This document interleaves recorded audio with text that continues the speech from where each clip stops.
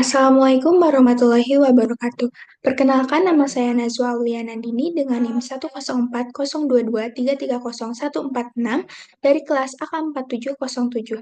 Di sini saya akan mempresentasikan makalah terkait The Role of Financial Statement Analysis in Fraud Detection and Prevention dengan tujuan untuk memenuhi tugas pengganti kuis mata kuliah analisis laporan keuangan.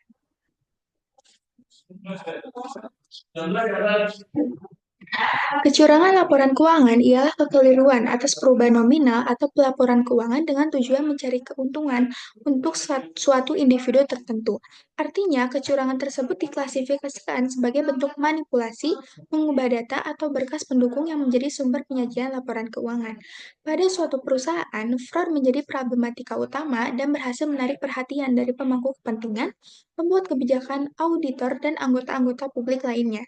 Mendeteksi fraud bukanlah hal yang mudah. Jika itu seorang auditor, maka auditor itu harus independen dan mempunyai pengetahuan mendalam mengenai sifat fraud dan bagaimana fraud itu dilakukan.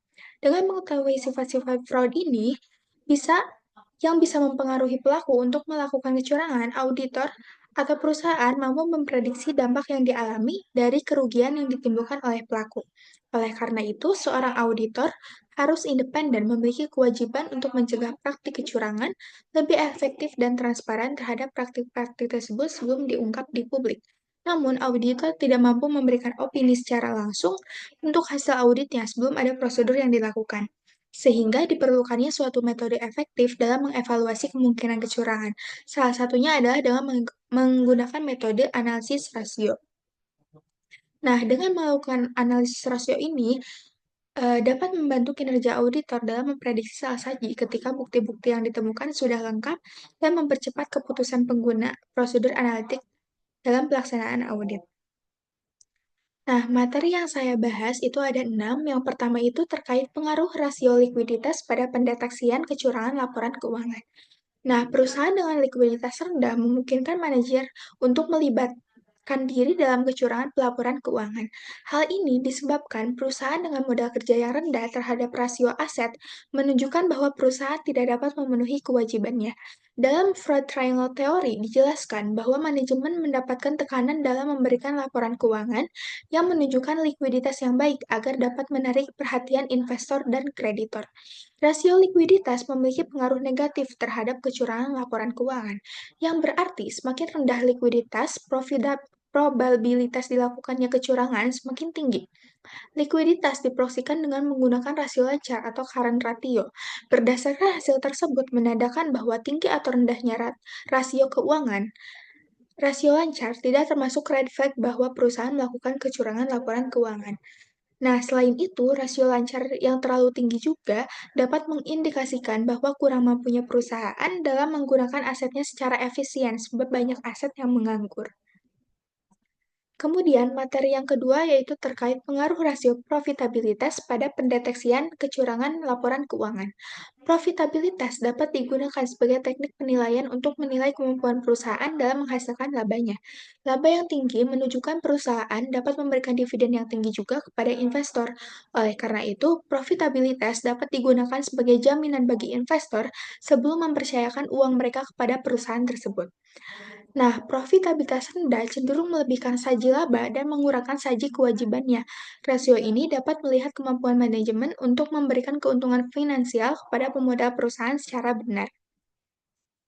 Rasio profitabilitas terdiri dari return on asset, return on equity, gross profit margin, operating profit margin, dan net profit margin. Nah, ROA kerap digunakan sebagai proksi menghitung target keuangan dan alat menilai kerja manajemen, serta sebagai dasar penentuan bonus dan kenaikan upah. ROA tidak berhubungan terhadap terjadinya manipulasi laporan keuangan. Hal ini berarti besar kecilnya ROA tidak memotivasi manajemen untuk melakukan kecurangan pelaporan keuangan. ROE juga tidak berpengaruh terhadap tindak kecurangan. Tinggi atau rendahnya ROE bukan motivasi manajemen untuk melakukan kecurangan laporan keuangan. ROE hanya menginformasikan tentang bagaimana perusahaan menghasilkan laba menggunakan ekuitas pemegang sahamnya. Selain itu, net profit margin juga tidak memiliki eh, hubungan untuk melakukan kecurangan, yaitu memiliki hubungan negatif, maksudnya yang tidak signifikan terhadap laporan keuangan. Di sisi lain, gross profit margin dan operating profit margin berpengaruh signifikan positif terhadap kecurangan laporan keuangan. Jika gross profit margin semakin tinggi, maka profitabilitas tindak kecurangan laporan keuangan juga semakin tinggi. Perusahaan dapat meningkatkan gross profit margin dengan mencatat penjualan-penjualan diterima di muka, sehingga akan meningkatkan laba kotor. Selaras dengan gross profit margin, tinggi atau rendahnya operating profit margin juga tidak memotivasi perusahaan melakukan kecurangan laporan keuangan.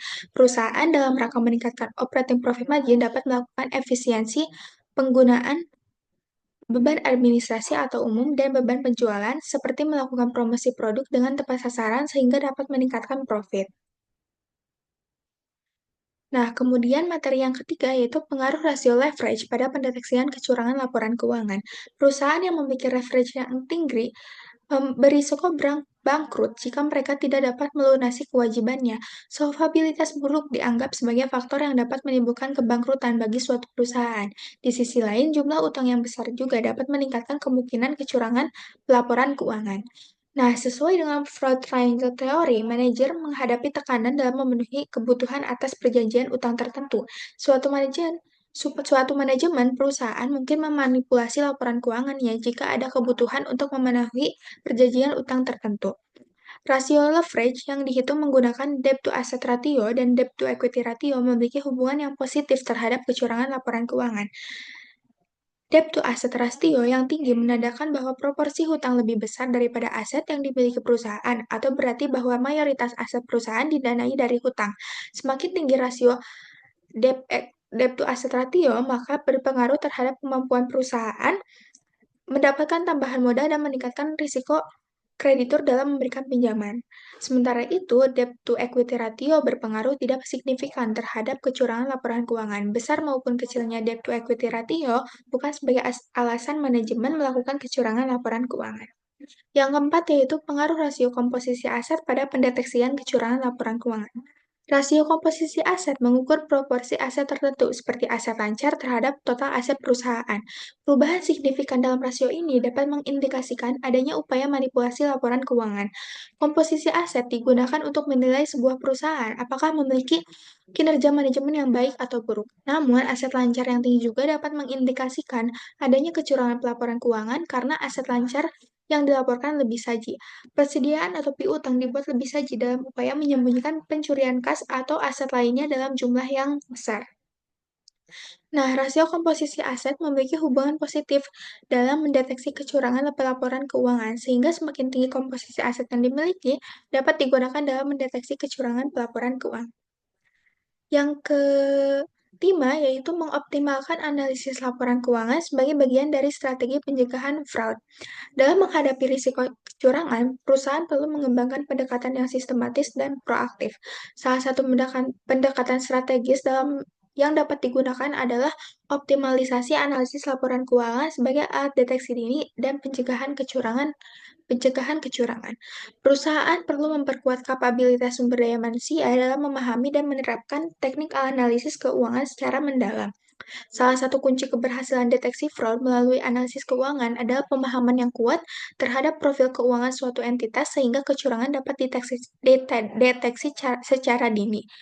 Selain itu, penguatan sistem pengendalian internal juga sangat penting. Jika suatu saat terjadi fluktuasi tidak terduga dalam rasio profitabilitas atau likuiditas, maka hal tersebut menjadi indikator bagi auditor internal untuk melakukan pemeriksaan lebih lanjut. Perusahaan juga harus membangun budaya organisasi yang mendukung integritas dan transparansi. Analisis keuangan yang efektif tidak dapat berdiri sendiri tanpa adanya komitmen etika dari seluruh lapisan organisasi.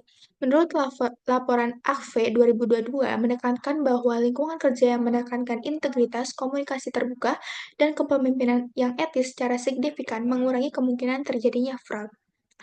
Nah, materi yang terakhir yaitu tantangan dan keterbatasan rasio laporan keuangan untuk pencegahan fraud.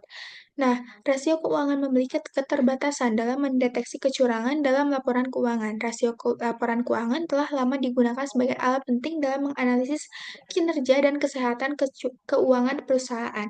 Namun, ketika digunakan untuk tujuan pencegahan dan deteksi fraud, penggunaan rasio ini memiliki keterbatasan. Salah satu keterbatasan utama adalah sifat rasio keuangan yang bergantung pada data historis. Data yang tercermin dalam laporan keuangan adalah hasil dari proses pencatatan yang telah berlangsung. Sehingga apabila sudah terjadi manipulasi, maka rasio yang dihasilkan pun dapat menyesatkan. Kemudian tantangan lainnya terletak pada kemampuan pelaku fraud dalam memahami logika analisis keuangan. Pelaku kecurangan yang berpengalaman seringkali memodifikasi angka-angka tertentu agar rasio tetap berada dalam kisaran normal. Hal ini menyulitkan auditor maupun analisis untuk mendeteksi adanya kejanggalan hanya berdasarkan perhitungan rasio. Selain itu, rasio keuangan tidak dapat mengungkap aspek kualitatif atau kontekstual dalam suatu transaksi. Nah, rasio keuangan juga memiliki keterbatasan dalam standar interpretasi. Rasio bersifat relatif, interpretasi yang keliru atau terlalu mengandalkan rasio tertentu dapat menyebabkan kesimpulan yang salah terhadap kondisi keuangan suatu perusahaan. Oleh karena itu, meskipun rasio keuangan merupakan salah satu alat yang bermanfaat dalam proses analisis, pendekatan ini tidak cukup jika digunakan secara tunggal untuk mendeteksi dan mencegah fraud. Diperlukan kombinasi dengan teknik lain seperti analisis forensik, audit internal berbasis risiko, dan pemahaman terhadap perilaku organisasi untuk memperoleh gambaran yang lebih komprehensif. Baik, berdasarkan pembahasan yang telah diuraikan, dapat disimpulkan bahwa analisis rasio laporan keuangan memiliki peran penting dalam mendeteksi integrasi kecurangan laporan keuangan. Namun demikian, pendekatan ini memiliki keterbatasan. Rasio keuangan bersifat historis dan kuantitatif, sehingga tidak selalu mampu mengungkapkan dimensi kualitatif seperti motivasi manajemen, tekanan internal, maupun manipulasi yang dilakukan secara sistematis. Untuk saran, perusahaan perlu mengoptimalkan analisis laporan keuangan dengan mengintegrasikannya dalam sistem pengendalian internal yang kuat. Rasio keuangan juga harus dijadikan bagian dari sistem early warning system yang mampu mendeteksi ketidakwajaran secara sejak dini. Selain itu, diperlukan peningkatan kapasitas sumber daya manusia dalam memahami dan menerapkan teknik analisis laporan keuangan secara menyeluruh. Demikian presentasi makalah yang telah sampaikan. Mohon maaf apabila ada kesalahan kata atau kekurangan. Wassalamualaikum warahmatullahi wabarakatuh.